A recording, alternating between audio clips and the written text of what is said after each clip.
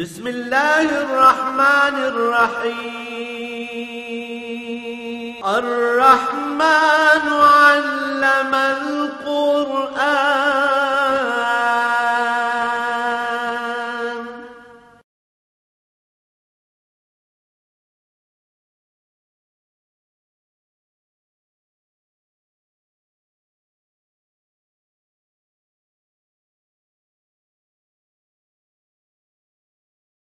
الحمد لله رب العالمين والصلاة والسلام على حبيبه محمد وآله وصحبه أجمعين.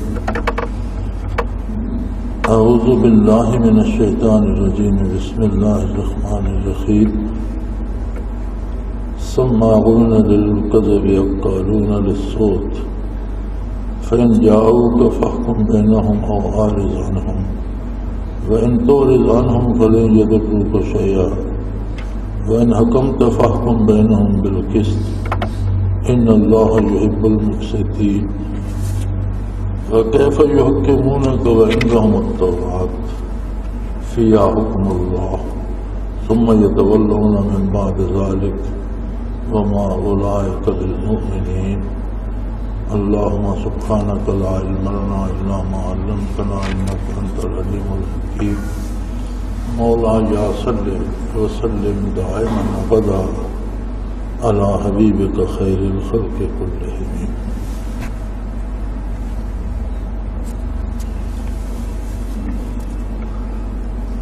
یہود کا تذکرہ پہلی آیات میں چل رہا تھا اور اللہ کریم نے ان کی غلط روش اور بدعمالیوں کا ذکر کر کے فرمایا کہ ان برائیوں کی وجہ سے اللہ کریم ان کے دلوں کو پاک کرنا نہیں چاہتے، اور جب دل پاکیزہ نہیں ہوتے، جب دلوں پہ ظلمت چھا جاتی ہے، ناپاکی چھا جاتی ہے، تو لہم فی الدنیا خزی وَلَهُمْ فِي الْآخِرَةِ عَذَابٌ عَلِيمٌ. ایسے لوگ دنیا میں بھی ذلت کا شکار ہوتے ہیں، ذلیل ہوتے ہیں، اور آخرت میں بہت بڑے عذاب سے دوچار ہوں گے. پھر ان کی دو بنیادی صفات گنوائی. فرمایا یہ یہود جو ہیں، ایک بات تو یہ ہے کہ سماعون للکذب، یہ جھوٹ اور غلط باتیں سننے کے عادی ہیں. یعنی بہت بڑا جرم جو اللہ کے نزدیک یہودیوں کا تھا وہ یہ تھا کہ یہ جھوٹی باتیں سننے کے عادی ہیں. اور یہ بڑی عجیب بات ہے، عجیب انسانی مزاج ہے کہ سب سے بڑا جھوٹ جو ہر بندے کو پسند ہوتا ہے وہ ہوتا ہے کہ جو کمال اس میں نہیں ہے اس بات میں اس کی تعریف کی جائے، تو ہر بندے کو پسند آتی ہے. اسلام میں بنیاد اس بات پر ہے کہ بندہ خود اپنی حیثیت کے بارے میں کسی غلط فہمی کا شکار نہ ہو، بلکہ بنیادی طور پر اس کا عقیدہ ہو کہ عظمت اللہ کے لیے ہے. میں بندہ ہوں، عام آدمی ہے وہ بھی بندہ ہے، سرکاری عہدیدار ہے وہ بھی بندہ ہے، وزیر ہے، امیر ہے، صدر ہے، وہ بھی بندہ ہے. بحیثیت بندہ ہونے کے اسے اپنی حیثیت کا احساس ہے کہ میں بندہ ہوں، مجھے زندگی ملی ہے تو موت بھی آئے گی اور کل محاسبہ ہوگا، اللہ کریم کے روبرو حساب دینا ہے. لیکن سماعون للکذب، جھوٹی تعریف پہ بہت خوش ہوتے ہیں، دنیاوی امور میں بھی جھوٹ سننا پسند کرتے ہیں. اکالون للسحت، اور حرام کھاتے ہیں.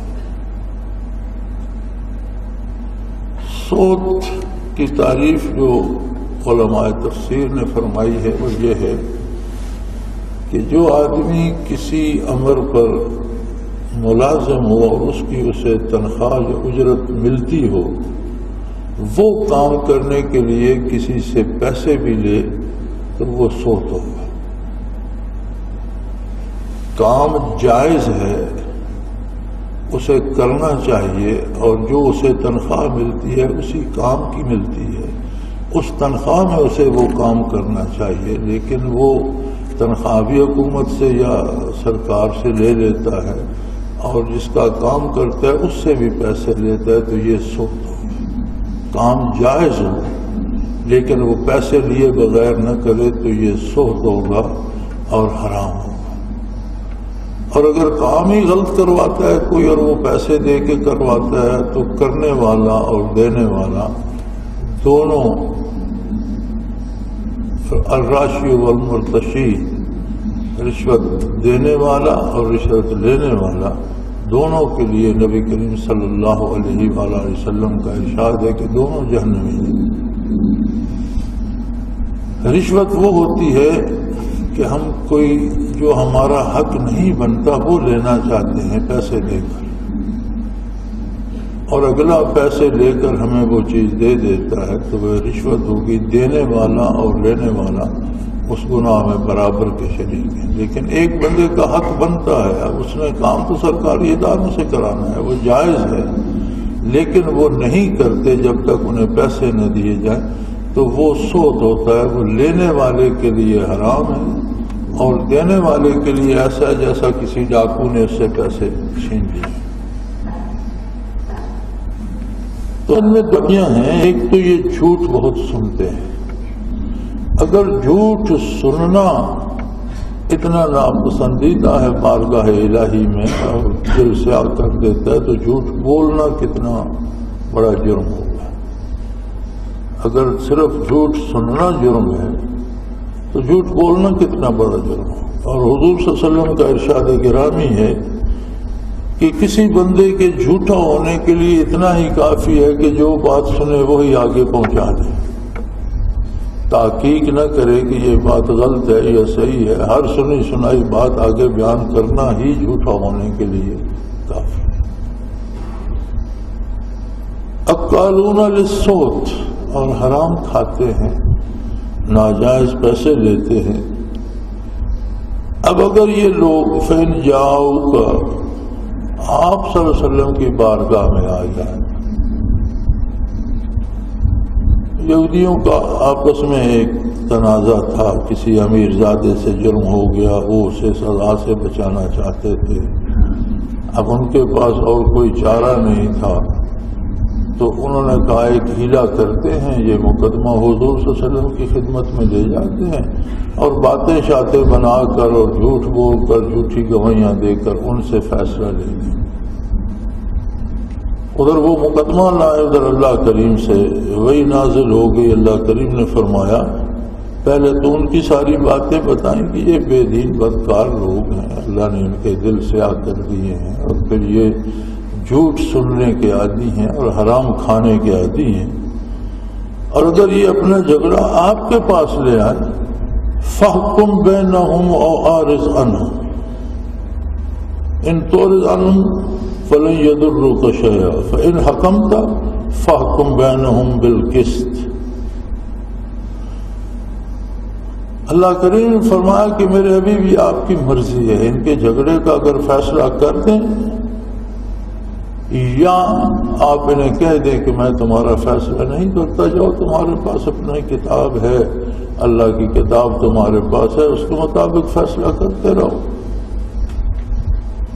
تو دونوں صورتوں میں اللہ کریم راضی ہے، آپ چاہیں تو ان کا فیصلہ کر دیں، آپ کو پسند نہ ہو تو ان کا فیصلہ نہ فرمائیں، آپ کا کوئی نقصان نہیں ہوگا۔ ہاں ایک بات ہے کہ اگر اے میرے حبیب آپ فیصلہ فرمائیں، بین حکم تھا، اگر آپ فیصلہ فرمائیں فحکم بینہم بالقسط، تو پھر ٹھیک ٹھیک انصاف کے مطابق فیصلہ کیجیے۔ وہ حرام کھانے والے ہیں، وہ جھوٹ سننے والے ہیں، ان کے دل سیاہ ہیں، وہ بدکار ہیں، جیسے بھی ہیں، آپ اگر فیصلہ فرمائیں تو آپ اپنی شان رسالت کو پیش نظر رکھ کے عین عدل کے مطابق فیصلہ فرمائے، جو جس کا حق ہو وہ اسے ملے۔ اگر آپ فیصلہ فرمائیں فاحکم بینہم بالقسط، تو ان کے درمیان عدل سے فیصلہ فرمائیں۔ ان اللہ یحب المقسطین، کہ عدل کرنے والوں کو اللہ محبوب رکھتا ہے۔ چنانچہ نبی کریم صلی اللہ علیہ وآلہ وسلم نے ان پر سوال کیا کہ تمہارے پاس اپنی کتاب ہے، تم اہل کتاب ہو، میری نبوت پر تم ایمان ہی نہیں لائے، تو مجھ سے فیصلہ کیوں چاہتے ہو؟ انہوں نے کہا جی ہماری کتاب میں اس طرح کے جھگڑے کی کوئی بات نہیں ہے۔ آپ صلی اللہ علیہ وسلم نے فرمایا اپنے کسی عالم کو بلاؤ۔ غالباً اگر مجھے صحیح یاد ہے تو سوریہ نام کا عالم تھا، اسے بلوایا گیا۔ حضور اکرم صلی اللہ علیہ وسلم نے اس پر سوال فرمایا کہ اس جھگڑے کا، اس تنازع کا یا اس جرم کا تمہارے پاس کتاب ہے اللہ کی، اس میں فیصلہ کیا ہے؟ اس نے کہا یہ بڑا سخت فیصلہ ہے، وہ تو مجرم کو سخت سزا ملے گی۔ تو آپ نے فرمایا پھر اپنی کتاب کے مطابق فیصلہ کرو، پھر میرے پاس کیوں آئے ہو؟ اللہ کریم نے بھی ارشاد فرمایا وَكَيْفَ يُحْكِمُونَكَ وَعِندَهُمُ التَّوْرَاةُ، جب ان کے پاس تورات ہے تو پھر آپ کے پاس فیصلہ لینے کیوں آئے؟ آپ کی نبوت و رسالت پر تو ان کا ایمان ہی نہیں ہے، تو جس کتاب پہ ان کا ایمان ہے کہ آسمانی کتاب ہے، اس سے فیصلہ کیوں نہیں لیتے؟ فِيهَا حُکْمُ اللَّهِ، اس میں اللہ کے احکام موجود ہیں، تمام آسمانی کتابوں میں اللہ کے احکام تو موجود ہیں۔ تو جب آپ پر ایمان ہی نہیں لائے تو ان کو فیصلہ اپنی کتاب سے لینا چاہیے۔ ثم يتولون من بعد ذلك، لیکن یہ اپنی کتاب کو ماننے، پڑھنے، سمجھنے کے بعد اس سے پھر جاتے ہیں، اس پر عمل نہیں کرنا چاہتے۔ یہ اس فیصلے سے بچنے کے لیے اور جھوٹ بول کر آپ سے اپنے حق میں فیصلہ لینے کے لیے یہ سارا کر رہے ہیں اور یہ تکلف کر رہے ہیں۔ فرمایا وَمَا أُولَئِكَ بِالْمُؤْمِنِينَ، یہ سرے سے ایماندار ہیں ہی نہیں۔ اپنی کتاب کو بھی زبانی کہتے ہیں ہم نے مانا ہے، عملاً اس پر جب عمل نہیں کرتے، اس کے فیصلے نہیں مانتے، تو یہ اہل کتاب نہیں ہے۔ اب اسی اصول کو مد نظر رکھ کر آپ دیکھیں کہ جو مسلمان دعوی اسلام تو رکھتا ہے لیکن فیصلے قرآن کے مطابق نہیں کرتا یا قرآن کے فیصلوں کو قبول نہیں کرتا، اس پر بھی یہی صادق آئے گا وَمَا أُولَئِكَ بِالْمُؤْمِنِينَ، ایسا شخص ایماندار نہیں ہو سکتا۔ ہم اپنی زندگی کو دیکھیں تو ہماری زندگی کے دو رخ ہیں، دو پہلو ہیں فیصلوں کے معاملے میں۔ ایک فیصلہ تو وہ ہے جو ہمارے بس میں نہیں ہے، حکومت یا حکومتی ادارے کرتے ہیں، ہم اپنی فریاد لے جاتے ہیں، اپنی شہادتیں گواہیاں پیش کرتے ہیں، فیصلہ ان کے اختیار میں ہوتا ہے۔ اگر وہ خلاف قرآن کرتے ہیں تو اس کے جواب دے تو وہ ادارے یا وہ فیصلہ کرنے والے حضرات یا وہ جج یا وہ افسر یا وہ حاکم ہیں۔ دوسرا پہلو زندگی کا یہ ہے جس میں ہم خود فیصلے کرتے ہیں، لین دین میں، تعلقات میں، دوستی دشمنی میں، معاملات میں، ہم خود بھی تو دن بھر ہر معاملے میں کوئی نہ کوئی فیصلہ کرتے ہیں۔ تو مومن کا تو ہر فیصلہ وہ ہونا چاہیے جو اللہ نے قرآن میں طے کر دیا۔ تو یہ ہمارے سامنے ایک آئینہ ہے جس میں ہم اپنے آپ کو دیکھ سکتے ہیں کہ ہماری زندگی صبح سے شام تک کتنے عمل ہم قرآن کریم کے مطابق کرتے ہیں اور کتنے ایسے اعمال کرتے ہیں جن سے قرآن کریم منع فرماتا ہے۔ ہر بندہ اپنا دیکھ سکتا ہے، لیکن ہماری عادت یہ ہے کہ ہم دوسروں پر فتوے لگاتے رہتے ہیں، اپنے بارے ہم سوچنا ہی گوارا نہیں کرتے حق یہ ہے کہ دوسروں کا جواب ہم نے نہیں دینا، ہم سے ہمارے بارے پوچھا جائے گا، ہمیں اپنا جواب دینا ہے، اپنے کردار، اپنے عمل، اپنی سوچ، اپنی فکر، اپنے یقین، اپنے ایمان کی ہم سے باز پرس ہوگی، دوسروں کی باز پرس ہم سے نہیں ہوگی۔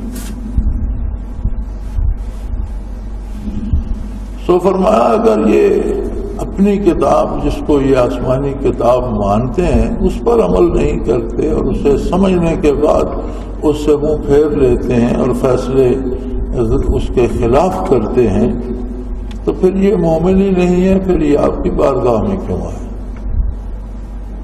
اِنَّا أَنزَلْنَا التَّوْرَاةَ فِيهَا هُدًى وَنُورٌ يَحْكُمُ بِهَا النَّبِيُّونَ الَّذِينَ أَسْلَمُوا لِلَّذِينَ هَادُوا وَالرَّبَّانِيُّونَ وَالْأَحْبَارُ بِمَا اسْتُحْفِظُوا مِنْ كِتَابِ اللَّهِ وَكَانُوا عَلَيْهِ شُهَدَاءَ فَلَا تَخْشَوُا النَّاسَ وَاخْشَوْنِ وَلَا تَشْتَرُوا بِآيَاتِي ثَمَنًا قَلِيلًا وَمَن لَّمْ يَحْكُم بِمَا أَنزَلَ اللَّهُ فَأُولَٰئِكَ هُمُ الْكَافِرُونَ۔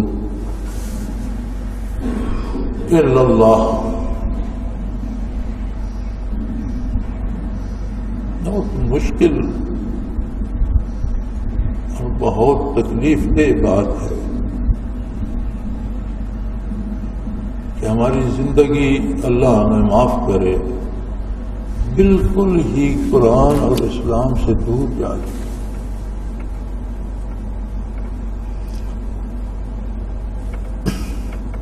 جھگڑا تو یہود کا تھا اور اس بات پہ ارشاد ہو رہا ہے کہ ان کے پاس جو کتاب ہے تورات، یقیناً ہم نے وہ تورات نازل فرمائی، فیہا ہدا، اس میں بھی رہنمائی تھی، راہ حق کی رہنمائی تھی، سچے اور حق پر مبنی فیصلے اور سچے اور حق پر مبنی اصول و ضوابط تھے، اور اس میں نور تھا، ونور، ایک روشنی تھی جو دنیا کی تاریکیوں میں راستے روشن کر دیتی تھی، ہر کام کو کرنے کی راہ دکھاتی تھی، ہر برائی سے بچنے کی رہنمائی کرتی تھی، اس میں نور تھا۔ یحکم بہا النبیون، انبیاء نے اس کے مطابق فیصلے کیے، اللہ کے سب سے برگزیدہ بندے تو اللہ کے نبی ہوتے ہیں، انبیاء نے اللہ کی کتاب کے مطابق فیصلے کیے۔ الذین اسلموا، اور انبیاء وہ لوگ تھے جو کلی طور پر اللہ کے فرما بردار تھے، مطیع تھے۔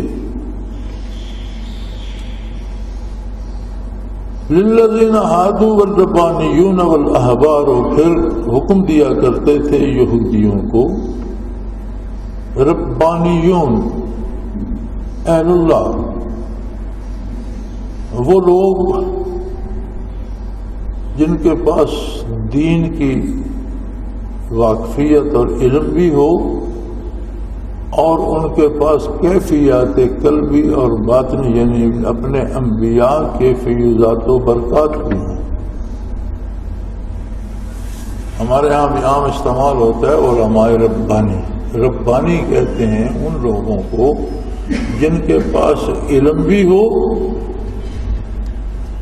اور ان کے پاس وہ کیفیات بھی، ان کے سینے بھی روشن ہوں، دل منور ہوں، اور برکات نبوت سے جو فیض آتا ہے وہ بھی ان کے سینے میں ہو، انہیں علماء ربانی کہتے ہیں۔ والاحبار، علماء ظواہر، جن کے پاس دین کا علم تو ہو، کیفیات نہ ہو۔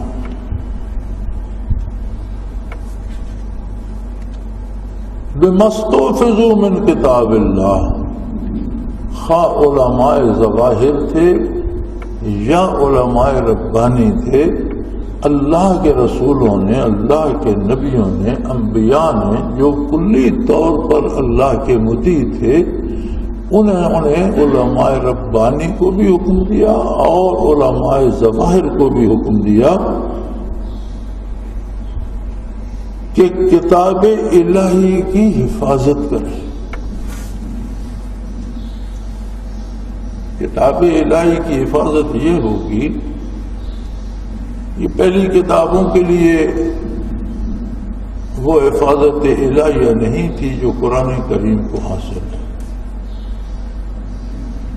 سو انہیں حکم دیا گیا کہ کتاب کی حفاظت کریں، یعنی الفاظ کی بھی حفاظت کریں، مفاہیم کی بھی حفاظت کریں، اور اس پر عمل کر کے اس کے احکام کا اتباع کر کے اس کی حفاظت کا حق ادا کریں. قرآن کریم چونکہ آخری کتاب تھی اللہ کی، پہلی کتابوں میں اگر کسی نے تعریف کی، رد و بدل کیا، پھر بعد میں کتاب آ گئی اور وہ تصحیح ہو گئی. قرآن کے بعد تو کوئی کتاب آنے والی نہیں تھی. اللہ کریم نے یہ احسان فرمایا کہ اس کی حفاظت کا ذمہ اپنی ذات کے ذمہ لے لیا، خود لے لیا اس کی حفاظت کا ذمہ. انا نحن نزلنا الذکر وَإِنَّا لَهُ لَحَافِظُونَ، ہم نے یہ قرآن اتارا ہے، ہم اس کی حفاظت فرمائیں گے. اور یہ گزرنے والی 14 صدیاں گواہ ہیں کہ جو قرآن محمد الرسول اللہ صلی اللہ علیہ وسلم نے پڑھایا، لکھایا، سمجھایا، عطا فرمایا، اس میں سے آج تک کوئی زیر زبر ایک نقطہ تک تبدیلی نہیں ہو سکی اور نہ قیامت تک ہو سکے گی، کیونکہ اسے حفاظت الہیہ حاصل ہے. پہلی کتابوں کی حفاظت کا ذمہ علماء ربانیین اور اہل علم پر تھا. علماء ربانیین تو وہ لوگ ہوتے ہیں جو بددیانتی نہیں کرتے، لیکن علماء ظواہر جن کے پاس صرف ظاہر کا علم ہو اور کیفیات نہ ہوں، ان سے کوتاہیاں ہو جاتی ہیں. دنیاوی لالچ میں آ کر، پیسے کے لالچ میں آ کر، اقتدار کے لالچ میں آ کر احکام بدل دیے. تو فرمایا وَقَانُوا عَلَيْهِ شُهَدَاءَ، اور ان علماء نے، علماء ربانی نے، علماء ظواہر نے بھی اس کا اقرار بھی کیا، گواہی بھی دی کہ ہم ایسا ہی کریں گے.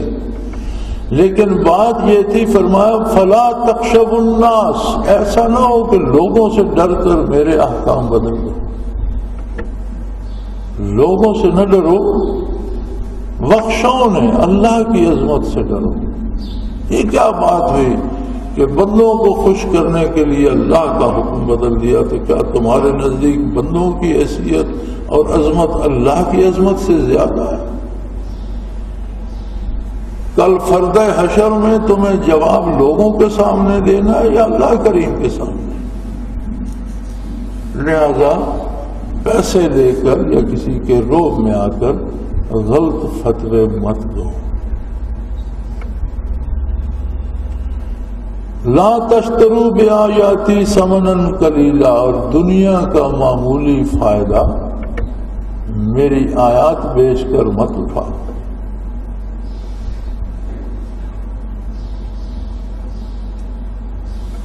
کہ دنیاوی فائدے کے لیے فرمایا دنیا اگر ساری بھی ایک شخص کے پاس جمع ہو جائے تو وہ بھی آخرت کے مقابلے میں قلیل ہے، اس کی کوئی حیثیت نہیں.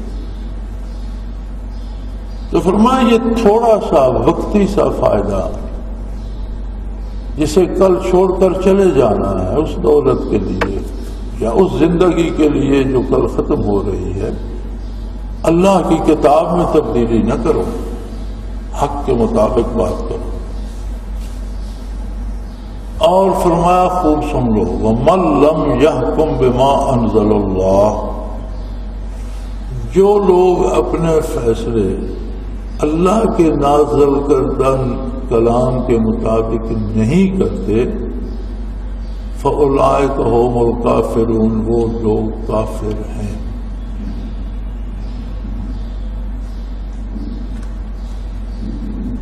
ہمیں ہماری ساری امیدیں ایک بات سے وابستہ ہیں کہ ہمارے نبی آقا نامدار حضرت محمد الرسول اللہ صلی اللہ علیہ وسلم شافع محشر ہیں. آخرت میں، قبر میں، برزخ میں، میدان حشر میں آپ صلی اللہ علیہ وسلم کی شفاعت ہمارے کام آئے گی، اللہ کریم ہمیں معاف فرما دے گا، ہم بخشے جائیں گے۔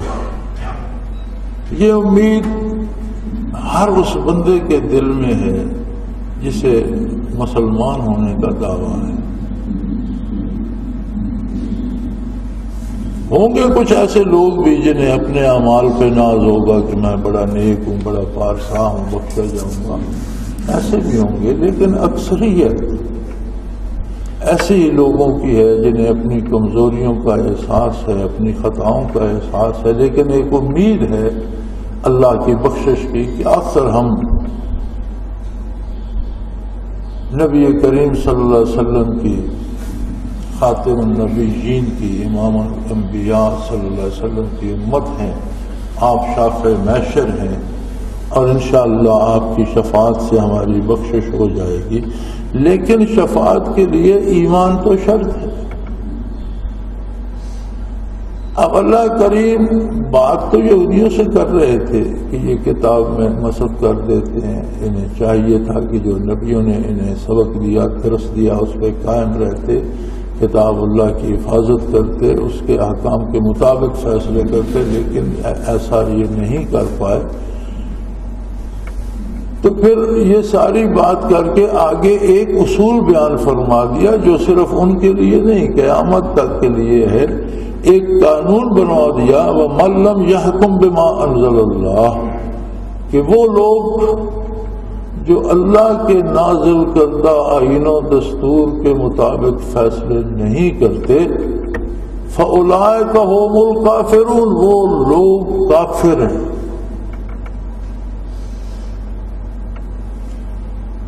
جیسا میں نے پہلے عرض کیا کہ لوگ کرتے رہتے ہیں کوشش، شور بھی، آواز بھی، کہ ہمارے فیصلے شریعت کے مطابق ہوں۔ وہ ایک چلتا رہتا ہے حکومت کے لوگوں کے درمیان، وہ ایک الگ بات ہے، لیکن عملاً ہمارے ملک میں کوئی قانون درست کیا نہیں گیا، نہ کوئی نیا قانون اسلامی بنایا گیا ہے، بلکہ تقسیم ملک کے بعد سے جو قوانین، جو ضابطے انگریز سے ہمیں وراثت میں ملے، ابھی تک وہی نظام، وہی ضابطے، وہی عدلیہ، وہی معیشت، وہی سارا نظام حیات چل رہا ہے، اور اسی کو چلانے پہ ہمارے ارباب اقتدار مصر ہیں۔ ابھی تک ان کا یہی سارا زور اسی پر ہے کہ یہی نظام چلتا رہے۔ کیوں حکومتوں کو، حکمرانوں کو وہ نظام اتنا کیوں پسند ہے؟ آخر کوئی تو وجہ ہوگی۔ اور جب سارے حکمران بھی اسلام کا دعویٰ رکھتے ہیں، ارباب اقتدار و اختیار بھی، اسمبلیوں میں بیٹھے قانون بنانے والے لوگ بھی، سب، بعض نے داڑیاں بھی رکھی ہوئی ہیں، نمازیں بھی پڑھ لیتے ہیں، روزے بھی رکھتے ہیں، اس میں علماء بھی شامل ہیں، اچھے صاحب علم اور بڑے پڑھے لکھے لوگ ہیں، لیکن اس نظام سے باہر کیوں نہیں نکلتے؟ اس نظام کی ایک خصوصیت ہے، انگریز نے یہ ملک جسے آپ بر صغیر کہتے ہیں، یہ فتح کیا تھا۔ کیسے کیا؟ جھوٹ بول کر کیا، دھوکہ دے کر کیا، بہادری سے کیا، چالاکی سے کیا، یہ الگ بحث ہے، لیکن اس بات میں کوئی شبہ نہیں کہ بنگال سے لے کر کابل تک یہ، اور ہمالیہ سے دکن تک یہ جو بر صغیر ہے، اس سارے کو انگریز نے فتح کیا۔ اب یہ جتنی مخلوق یہاں بستی تھی، مسلمان بھی، ہندو بھی، سکھ، عیسائی، دوسرے مذاہب بھی، جو اس بر صغیر کے رہنے والے تھے، وہ غلام قرار پائے اور انگریز آقا بن گئے۔ یہ مفتوح تھے، وہ مالک تھے، ہم سب، ہمارے باپ دادا غلام تھے۔ انہوں نے اس غلام ملک کے لیے قانون وضع کیے، دستور بنائے، نظام سلطنت بنایا، اس کی بڑی خوبی یہ تھی کہ محنت ساری غلام کے حصے میں آئے، لیکن اس سے جو حاصل ہو وہ آقا کو ملے۔ یعنی اس نظام کی خوبی یہ ہے کہ محنت، مزدوری، مشقت، رات دن کی سردردی یہ تو غلاموں کے حصے میں آئے، وہ رات دن محنت کریں، رات دن تیشہ چلائیں، رات دن کسی چلائیں، رات دن ہل چلائیں، رات دن کھیت جوتیں، رات دن کارخانوں میں کام کریں، رات دن محکموں میں ملازمت کریں، لیکن جو کچھ حاصل ہو وہ سارے کا سارا آقا کو چلایا۔ اور انہیں زندہ رہیں نہ رہیں اتنا کچھ مل جائے کہ ایک وقت کی روٹی انہیں ملتی رہے، مرے نہیں، کام کرتے رہے۔ وہی نظام انگریز چھوڑ کر گیا اور نئے آنے والوں نے اسے اپنا لیا۔ اب عجیب تماشا یہ بن گیا کہ سارا ملک اسی غلامی حیثیت میں رہ گیا، اور جو لوگ اقتدار میں چلے گئے وہ آقا کی کرسی پر بیٹھے۔ اب جناب مجھے اور آپ کو تو پتہ ہی نہیں کہ اوپر کتنے مزے ہیں، کتنی سہولتیں ہیں، کتنے پیسے ملتے ہیں، کیا کیا کرتے ہیں۔ یعنی عجیب بات ہے کہ یہ اوپر کے لوگ بینک سے قرضہ لے لیتے ہیں اور وہ اربوں میں، اور پھر جب وہ واپسی کی باری آتی ہے تو اعلان ہوتا ہے وہ قرضے معاف ہو گئے۔ یہ کارخانے لگاتے ہیں تو پیسے سرکاری خزانے سے لیتے ہیں، اگر وہ منافع بخش ہوتے ہیں تو منافع ان کے گھر جاتا ہے، جب نقصان ہوتا ہے تو کہتے ہیں یہ پڑا ہے، ٹوٹی مشینیں پڑی ہیں اٹھا لو۔ اور یہ پیسہ کدھر سے آتا ہے؟ یہ سرکاری خزانے سے آتا ہے۔ سرکاری خزانہ کس سے لیتا ہے؟ سرکاری خزانہ عام آدمی سے لیتا ہے، مزدور سے، محنت کش سے، ملازم سے، تاجر سے، کاشتکار سے، ہر فرد کی محنت سے زیادہ حصہ ٹیکسوں میں حکومت کو چلا جاتا ہے۔ اب جو اوپر آ گئے انہیں تو مزہ آ گیا، انہوں نے کہا یار یہ عیش تو کہیں سنے نہیں تھے، یہی رہنا چاہیے۔ یہ جو آپ کہتے ہیں نا دہشت گردی ہو رہی ہے اور جنگ ہو رہی ہے اور بغاوت ہو گئی اور حکومت فروغ کر رہی ہے، کہاں بغاوت ہوئی؟ کس نے کہا کہ ہم پاکستان کے خلاف؟ یہی بے بسی اور مجبوری لڑ رہی ہے طاقت کے ساتھ، بھوک لڑ رہی ہے دولت کے ساتھ، افلاس دولت مندوں سے لڑ رہا ہے۔ غریب آدمی چاہتا ہے کہ میں بھی اس ملک کا شہری ہوں، میرے بچے کو بھی پڑھنے کا حق حاصل ہے، میرا باپ بیمار ہو جائے تو اس کا بھی علاج ہونا چاہیے۔ عمراء کے کتوں کے لیے بھی اسپتال ہیں اور غریب آدمی کے بیٹے اور باپ کے لیے بھی نہیں۔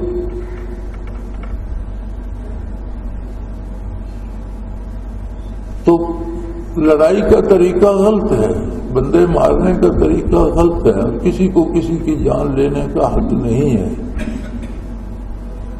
لڑنے والے جو ملک کی حکومت کے خلاف لڑ رہے ہیں وہ حق پر نہیں ہیں، وہ غلط کر رہے ہیں، ہم اس کی مذمت کرتے ہیں، لیکن اس کا علاج گولی نہیں ہے۔ حکومت گولیاں مارتی رہی، جنگ ختم نہیں ہوگی جب تک عام آدمی کو بھی کھانے کو نہیں دیا جائے گا، جب تک انصاف نہیں کیا جائے گا، جب تک عدل نہیں کیا جائے گا، جب تک غریب کا بچہ بھی اپنا حق نہیں پائے گا، اس کے بیمار کو بھی علاج میسر نہیں آئے گا۔ اب لوگوں میں یہ احساس ہو گیا ہے، دنیا ایک ہو گئی ہے، رات دن پوری دنیا کے لوگوں کو دیکھتے ہیں کس کس ملک میں کیا کیا سہولتیں ہیں۔ اب یہاں تو انہیں یہ ضد ہے کہ شریعت نافذ نہ ہو، اور اس کے ساتھ دعوی اسلام بھی ہے۔ یعنی بڑے مزے کی بات یہ ہے کہ شریعت کا نفاذ بھی نہیں چاہتے، اور کوئی یہ نہیں کہ چھپ کر بات کرتے ہیں۔ ٹیلی ویژن پہ میں باتیں سنتا رہتا ہوں، ٹیلی ویژن پر آ کر کہتے ہیں کہ یہ پاگل ہیں، یہ کہتے ہیں شریعت نافذ، یہ ہم سے نمازیں پڑھوانا چاہتے ہیں۔ کمال ہے یار، نمازیں تو آپ سے اللہ پڑھوانا چاہتا ہے، اللہ نے فرض کی ہیں، آپ کے دین میں فرض ہیں، کوئی کسی سے نماز کیا پڑھوائے گا؟ جو اسلام کا دعویٰ کرتا ہے اس پر نماز فرض ہو جاتی ہے، خود اس کا حق بنتا ہے اپنے دعوے کی لاج رکھے اور اللہ کی اطاعت کرے۔ لیکن اگر شریعت نافذ نہیں کرنا چاہتے تو کم از کم اپنا عیش تھوڑا سا کم کرو اور اپنی بچی روٹی غریبوں کو دے دو، یہ مطمئن ہو جائے۔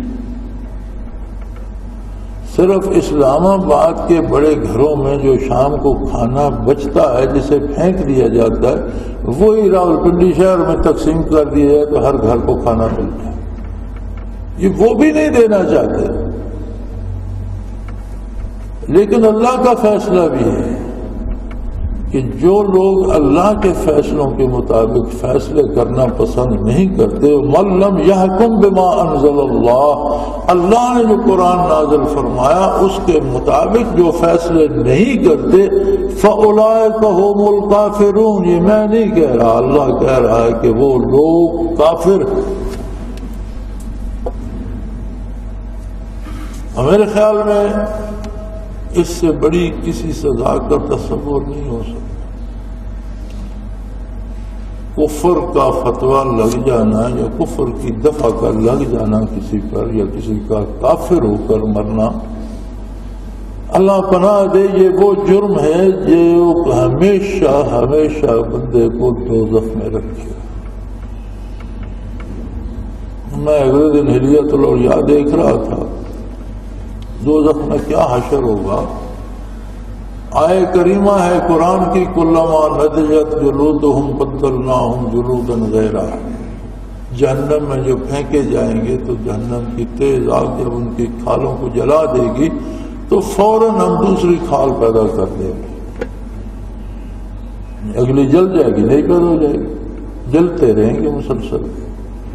تو سیدنا فاروق اعظم رضی اللہ تعالی عنہ نے حضرت کعب رضی اللہ تعالی عنہ سے پوچھا کہ اس آیہ کریمہ کی تفسیر کیا ہے، تمہیں پتا ہے؟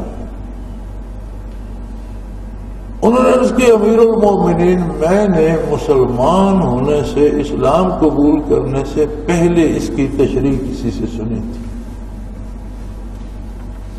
حضرت فاروق اعظم رضی اللہ تعالیٰ عنہ نے فرمایا کہ تم وہ سناؤ، میں نے خود رسول اللہ صلی اللہ علیہ وسلم سے اس کی تشریح سنی ہے، اگر اس کے مطابق ہوگی تو میں تمہاری بات کی تصدیق کروں گا، اور اگر تمہاری بات اس کے مطابق نہ ہوگی تو میں تمہیں سمجھا دوں گا کہ اس کی تشریح یہ ہے۔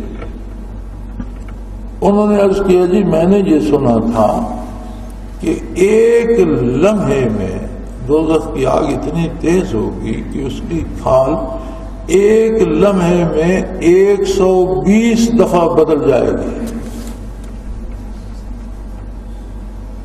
سیدنا فاروق رضی اللہ عنہ نے فرمایا کہ تم نے ٹھیک سنا تھا، میں نے یہی بات آقا نامدار صلی اللہ علیہ وسلم سے سنی۔ کافر ہو جانا کوئی معمولی بات نہیں ہے، صرف عذاب کے، کافر کے عذاب کا صرف ایک پہلو کہ جہنم میں رہنے والے جو بے شمار عذاب ہوں گے انہیں چھوڑ دیں، صرف آگ میں رہنے کا یہ ایک عذاب کہ ایک لمحے میں 120 دفعہ کھال بدل جائے، جلتی جائے گی، بنتی جائے گی، جلتی جائے گی، بنتی جائے گی۔ اور یہاں اللہ فرما رہا ہے کہ جو میں نے نازل کیا ہے قرآن پاک، اور اس میں جو نظام اور جو فیصلے نازل کیے ہیں، جو ان کے مطابق فیصلے نہیں کرتا، وَمَن لَّمْ يَحْكُم بِمَا أَنزَلَ اللَّهُ، جو اللہ کے نازل کیے ہوئے کے مطابق فیصلے نہیں کرتا، فَأُولَٰئِكَ هُمُ الْكَافِرُونَ، ایسے لوگ کافر ہیں۔ میں نہیں کسی کو کافر کہتا، نہ آپ کسی کو کافر کہتے، لیکن مجھے بھی اور آپ کو بھی، حکمرانوں کو بھی، عوام کو بھی اپنے فیصلوں پہ یہ سوچنا تو چاہیے کہ ہمارے فیصلے کیا قرآن کے مطابق ہیں۔ صرف حکومت فیصلے نہیں کرتی، دن نمبر ہم بھی تو فیصلے کرتے ہیں، معاملات کے، لین دین کے، تعلقات کے، دوستی دشمنی کے، بچوں کے ساتھ، اولاد کے ساتھ، گھر والوں کے ساتھ، رشتہ داروں کے ساتھ۔ تو کیا ہمارے جو فیصلے ہم کرتے ہیں وہ قرآن کے مطابق ہیں؟ اگر کوئی قرآن کے فیصلوں کو پسند ہی نہیں کرتا، ایک تو ہوتا ہے غلطی ہو گئی اس کے خلاف ہو گیا تو کم از کم تلاش تو کرے، میں نے جو کہا ہے یہ غلط ہے، سے غلط ہو تو توبہ کرے، اصلاح کرے۔ اگر اپنی انا پہ اڑ جائے تو فرمایا یہ لوگ کافر ہیں، پھر وہ مسلمان نہیں ہے۔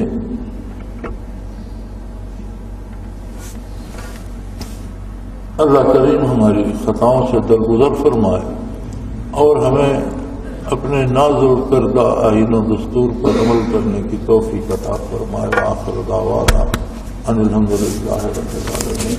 اللہ اللہ اللہ اللہ اللہ اللہ اللہ۔